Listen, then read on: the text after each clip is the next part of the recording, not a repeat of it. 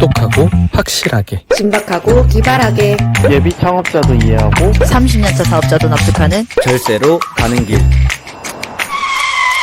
텍스로드. 안녕하세요. 김나은 세무사. 강재혁 세무사입니다. 오늘의 주제, 쌓여있는 미수대금 어떻게 처리하죠? 입니다.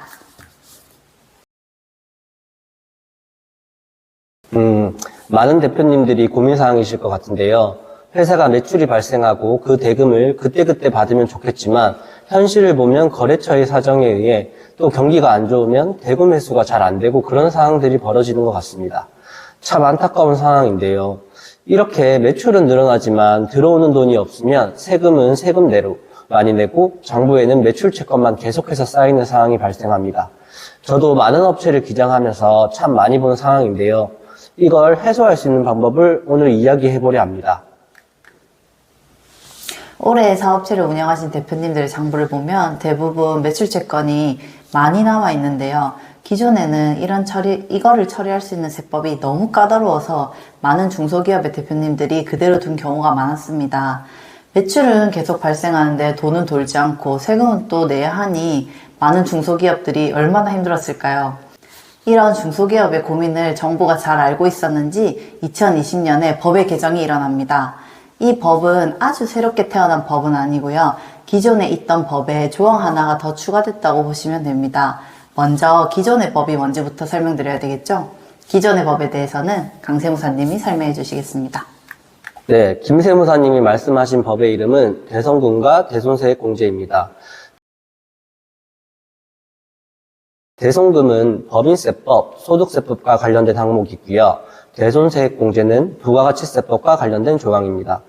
이 법의 적용은 대표님의 회사에 발생한 미회수 채권의 부가세 부분은 대손세액공제를 받고 공급가액 부분은 법인이라면 법인세법, 개인이라면 소득세법을 적용받는 것입니다. 대손세액공제는 해당 채권을 못 받게 되는 확정적인 경우에 해당 채권의 부가가치세 부분을 부가가치세 신고 시 공제해주는 제도입니다. 또 대손금은 부가가치세를 제외하고도 여전히 못 받는 부분이 남게 되는데 이 부분을 비용으로 처리할 수 있게 해주는 제도입니다. 그렇게 되면 회사의 비용은 늘어나고 그로 인해 이익은 줄어서 법인세, 소득세를 낮출 수 있는 효과가 있습니다. 이 제도가 못 받는 채권을 비용적 혜택을 보면서 정리할 수 있는 제도입니다. 기존에는 이 법이 있어도 쉽게 쓸 수 없는 그런 법이었습니다. 네, 맞습니다. 강 세무사님이 말씀하신 법을 적용하려면 결국 포인트는 해당 채권을 못 받게 되는 것이 어떻게 확정되는가인데요. 법을 보면 이 채권을 못 받는 것이 확정되는 상황이 열거되어 있습니다. 그 내용은 채무자가 파산을 했거나 사망, 실종 등으로 채권 회수가 불가한 경우 또는 법원의 면책 결정에 따라 채권의 회수 불능 확정을 받은 경우 이런 식으로 열거가 되어 있는데요. 말만 들어도 쉽지 않은 게 느껴지시나요? 사실 이 조건을 충족시키기도 쉽지 않은데 과거에는 이 조건을 충족하더라도 세무서에서 대손금 처리 자체를 반려하는 경우가 많았습니다. 그래서 저희도 이 법을 수험생 때부터 계속해서 공부해왔지만 실제 세무사가 되고는 이 법을 쓸 일이 거의 없었습니다. 그런데 20년도에 이 열거된 내용에 한 가지 경우가 더 추가되면서 많은 대표님들께 도움을 드릴 수 있었는데요. 추가된 법에 대해서는 강 세무사님이 설명해 주시겠습니다. 네, 추가된 조항은 중소기업에게 발생한 매출 채권과 미수금 중에 회수기일이 2년이 지난 채권이 있다면 이를 대손 처리할 수 있게 해준다는 조항이었습니다. 이 조항이 처음 생겼을 때는 세무사님들이 크게 기대하는 점이 없었습니다. 기존의 대손 처리가 워낙 번거로웠기 때문에 이 법이 추가됐어도 여전히 통과가 쉽지 않을 거라고 판단하시는 분들이 대부분이었습니다. 그래서 누군가가 국세청에 질의를 하신 것 같습니다. 2020년 10월 21일에 나온 질의를 보시면 회수 불능 사실에 대한 입증 서류 없이도 대손금 처리가 가능한가요? 라는 질문에 입증 서류 없이도 가능하다는 답변이 달린 것을 볼 수 있습니다. 저도 처음에는 이 법이 생겼을 때 적용해도 되는지에 대한 고민이 많았습니다. 저희 업체 대표님이 쌓여있는 매출 채권이 너무 많았고 정리가 필요했던 시점이라 이 조항에 대해 정말 많이 조사를 해보고 저희 업체에 적용을 해드릴 수 있었습니다. 김 세무사님도 많이 적용해 보셨나요? 저도 처음에는 조금 두려웠는데 막상 적용을 하고 나니 중소기업 대표님들에게 아주 활용도가 높은 법이더라고요.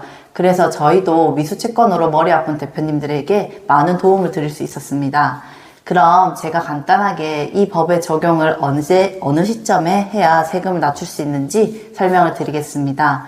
먼저 부가가치세 신고 시 세액공제를 받을 수 있는 시점은 대손이 확정된 그 과세기간이라고 법에 명시되어 있습니다. 따라서 채권의 회수기일이 2년이 지난 그 시점의 과세기간에 세액공제를 받으셔야지 부가가치세 혜택을 볼 수 있고, 그 기간이 지나시면 부가가치세 신고 시 혜택을 보시기에는 어렵습니다. 그리고 나머지 채권가액은 회사가 원하는 연도에 법인세, 소득세 신고 시 비용 처리를 하며 인정받으실 수 있습니다. 부가가치세법은 시기에 제한이 있지만 법인세, 소득세는 언제든지 가능하니 대표님들이 적용하시기에 참 좋은 법인 것 같습니다. 여기서 대표님들이 많이 하시는 질문이 있으신데요. 세무사님들도 많이 들어보셨을 거예요.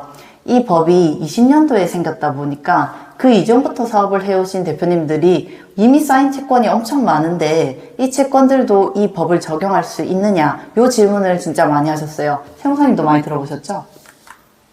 네, 저도 많이 들었습니다. 사실 20년이라고 하면 불과 4년 전인데 그 이전부터 사업해오신 대표님이 훨씬 많으십니다.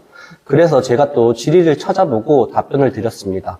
질문을 보시면 법의 시행 전에 외상매출금의 회수기 2년이 경과한 경우에도 이 법이 적용 가능하냐라는 내용입니다. 2020년 10월 26일이네요.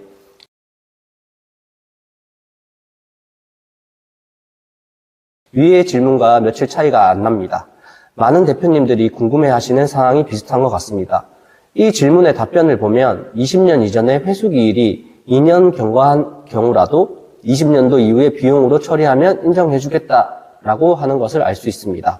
즉, 개정 전에 회수기일 2년이 지난 채권도 비용 처리를 인정해준다는 것을 확인할 수 있습니다. 그럼 여기서 대표님들의 추가 질문이 들어옵니다. 부가가치세도 같이 줄일 수 있는 거죠? 라는 질문을 많이 하십니다.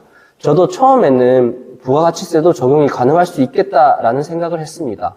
하지만 부가가치세 대손세액공제법을 보면 김 세무사님이 말씀하신 대로 세액공제를 받을 수 있는 시기가 정해져 있습니다.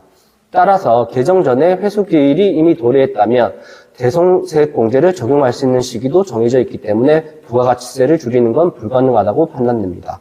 정리하면 부가가치세법의 대손세액공제는 20년 이후에 회수기일이 2년 지난 채권만 적용 가능하고, 법인세, 소득세법의 대손 처리는 20년 전에 회수기일이 2년 지난 채권이라도 적용 가능하다고 볼 수 있습니다. 여기까지 미수채권을 정리하는 방법을 살펴보았고요. 많은 중소기업의 대표님들이 이 영상을 보시고 회사에 있는 미수채권을 챙겨보시고 정리하시는 계기가 되었으면 좋겠습니다.